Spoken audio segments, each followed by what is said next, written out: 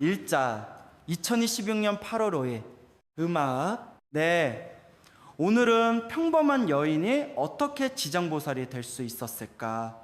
다시 말해서 지장보살의 전생 이야기를 해보도록 하겠습니다.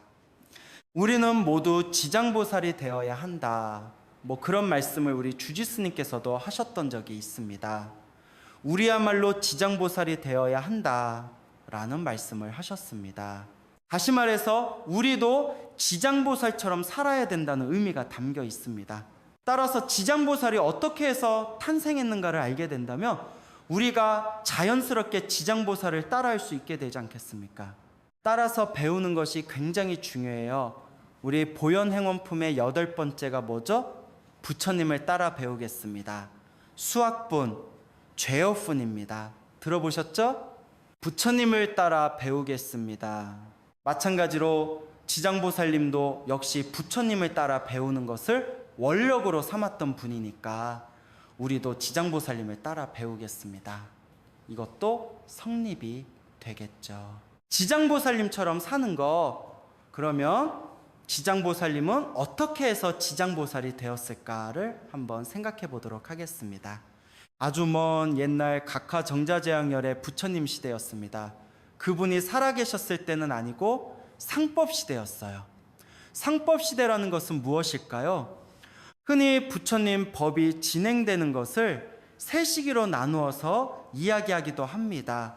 정법, 상법, 말법 시대 이렇게 이야기합니다. 정법 시대는 세 가지가 살아있는 시대예요.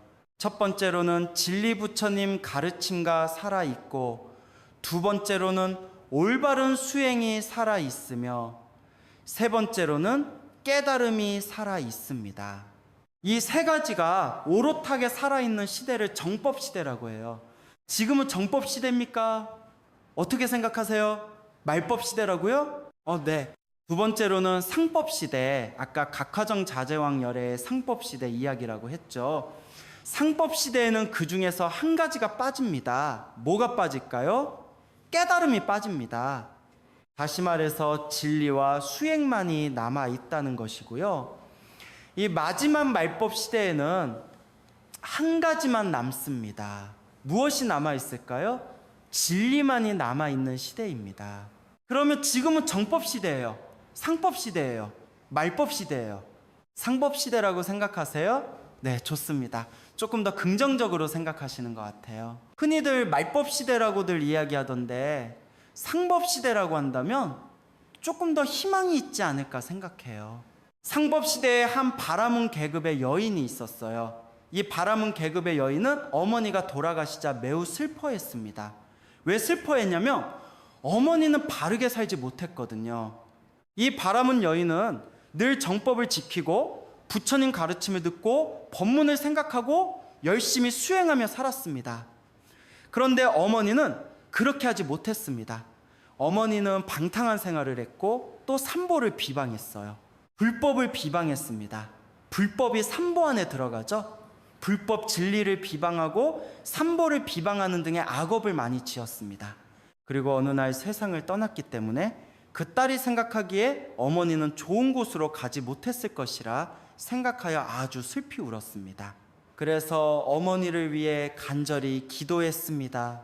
자신의 집을 아예 팔아서 부처님께 공양을 올리고 부처님 탑과 절에 보시하며 열심히 기도했습니다. 만약 부처님께서 육신으로 살아계신다면 지금 어머니가 어디 계신지 알려주실 텐데, 지금 각화정자 제왕열애께서는 육신으로 계시지 않으니 나에게 그 말씀도 해주시지 못할 것 같다 고 생각하며 더욱 슬피 울면서도 한편으로는 간절하게 기도했습니다. 그랬더니 어느 날 허공에서 육성이 들려왔어요.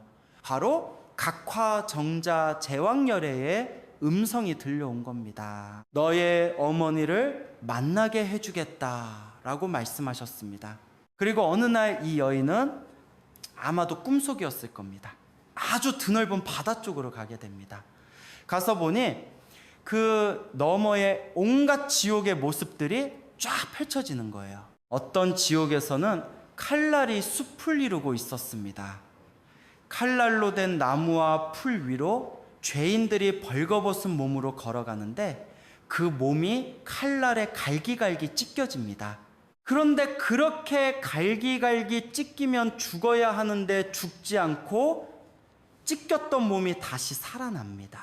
그렇게 몸이 회복되면서 다시 칼에 찢기는 고통을 반복하는 곳도 있고, 어떤 곳은 엄청나게 커다란 가마솥 안에서 펄펄 끓는 물로 수영을 하고 있는 모습도 있었습니다. 어떤 모습인지 짐작이 가시죠? 그렇게 다양한 모습의 지옥이 펼쳐져 있는 것을 보게 됩니다. 그때 아주 무시무시하게 생긴 귀왕, 괴왕이 나타납니다.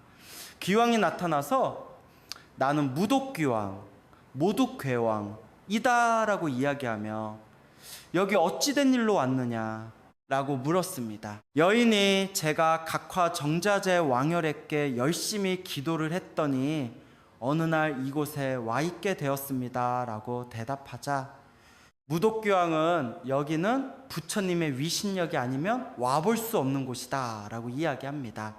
이어 부처님께 무엇을 기도했느냐라고 물어보았고, 여인은 저희 어머니가 얼마 전에 돌아가셨는데 아무래도 좋은 곳으로 가시지 못했을 것 같습니다. 그래서 부처님께 저희 어머니를 좋은 곳으로 보내달라고 간절하게 기도했더니 지금 제가 여기에 와 있는 것입니다 라고 이야기합니다.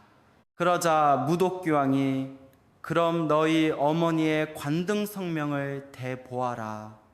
이름은 무엇이고 또 어떤 일을 했는지 소상히 말하도록 해라 라고 했습니다.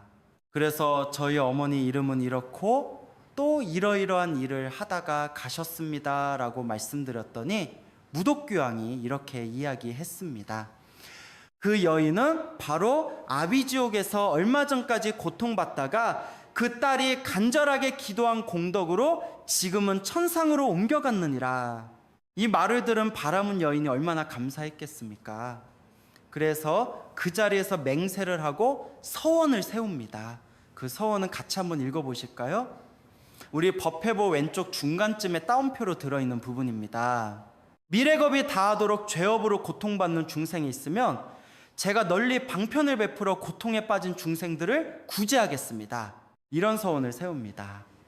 그리고 이분도 역시 세상을 떠난 뒤 여러 생을 거쳐 누구로 태어났느냐? 바로 지장보살로 태어났다고 합니다. 지장보살의 전생 이야기 중 또 다른 이야기 한 가지를 해드리겠습니다. 이때는 청정연화 모결애께서 계시던 상법시대였습니다. 그 시대의 한 아라한이 사람들을 구제해야겠다는 마음을 먹고 많은 사람들을 만납니다. 여러 사람을 만나 그들의 고민을 들어주고 소원과 아픔을 함께 해주었습니다. 그러던 어느 날 꽝목이라는 여인을 만나게 됩니다.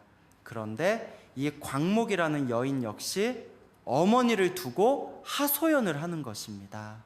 저희 어머니께서 세상을 떠나셨는데 생전에 올바르게 수행하지 못했기 때문에 좋은 곳으로 가시지 못했을 것 같습니다. 어머니가 어디 계신지 꼭 알고 싶고 어머니를 반드시 좋은 곳으로 보내드리고 싶습니다.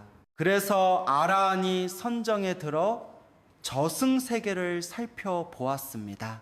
여인이 말해준 성함과 정보를 바탕으로 선정해서 그분이 어디로 갔는지 찾아보니 역시 지옥에서 엄청난 고통을 받고 있었습니다. 아라한은 사정을 말해줍니다. 너희 어머니는 지금 지옥에서 엄청난 고통을 받고 있느니라. 도대체 너희 어머니는 어떻게 살았길래 그렇게 되었느냐? 광목이 대답했습니다. 저희 어머니는 살생을 좋아하셨습니다. 특히 물고기나 자라 같은 생명체를 함부로 죽이고 그 알을 먹는 것을 아주 좋아하셨습니다. 그리고 삼보에 귀의하지 않고 비방하셨습니다. 그러자 아라한이 이야기합니다. 그래도 너의 간절한 원력이 있어 너희 어머니는 다시 사람으로 태어날 것이다. 하지만 너희 집종의 딸로 태어날 것이며 수명이 짧을 것이다. 실제로 얼마 뒤 그 집의 종이 자식을 낳았습니다. 그런데 이 아이가 태어난 지 3일째 되는 날 입을 열었습니다. 참 희귀한 일이죠. 갓난아이가 입을 열어 이렇게 말하는 것입니다. 나는 전생에 너의 어머니였다. 내가 많은 생명을 죽이고 산보를 비방하여 지옥에 떨어졌다가 너의 간절한 기도 덕분에 겨우 사람으로 태어났다. 그러나 이마저도 잠시라. 13살이 되면 나는 죽게 되어 있구나. 부디 네가 더욱 열심히 기도하고 공덕을 쌓아 나를 구제해 주렴. 이 말을 들은 광목 여인은 펑펑 눈물을 흘리며 제가 어머니를 위해 반드시 기도하여 좋은 곳으로 보내드리겠습니다 라고 이야기합니다. 그리고 집안의 좋은 세간살이를 모두 팔아 청정연화모 결의 탑과 절에 보시했습니다. 또한 아라한의 지침에 따라 부처님 형상 불상을 모시고 정성껏 공양을 올렸습니다.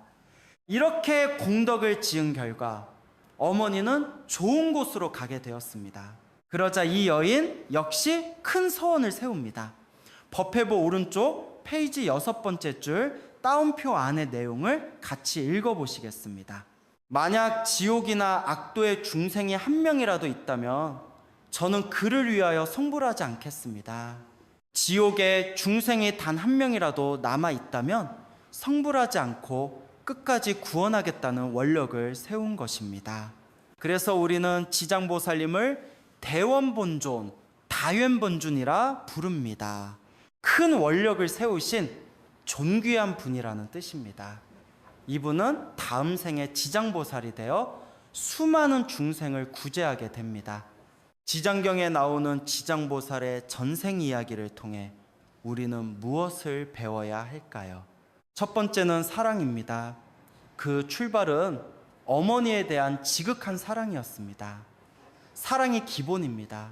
여러분도 조상과 자식을 사랑하시니 이미 지장보살이 될 자격이 있으신 것. 두 번째는 원력입니다. 두 전생 모두 큰 원력을 세웠듯 우리도 내 수행을 바르게 해줄 원력을 세우고 꾸준히 실천해 나가야 합니다. 기도할 때 쓰는 발언문이 바로 원력을 세우는 것입니다. 세 번째는 믿음입니다. 두 여인 모두 부처님에 대한 깊은 믿음이 있었기에 간절히 기도하고 세간을 팔아 공양을 올릴 수 있었습니다. 네 번째는 보시입니다. 아낌없이 나누는 보시의 마음이 곧 보살의 마음입니다. 단, 보시는 중도, 쫑도를 지켜 자신의 상황에 맞게 적절한 수준에서 실천해야 합니다. 오늘 기도를 통해 우리도 지장보살님처럼 사랑, 원력, 믿음, 보시를 실천하며 살겠다는 마음을 가지시길 바랍니다. 마지막으로 큰 스님의 법보록 말씀법회보 맨 마지막 내용을 함께 읽으며 마치겠습니다. 우리는 우리의 업력으로 태어났지만 원력으로 태어난 불보살님들의 지혜와 자비심을 본받아야 한다. 그렇게 하는 것이 부처님의 자식이자 제자로서의 길을 가는 것이다. 부처님의 가업을 계승하고 이 땅의 불국토를 이루며 스스로 성부를 향해 정진한다.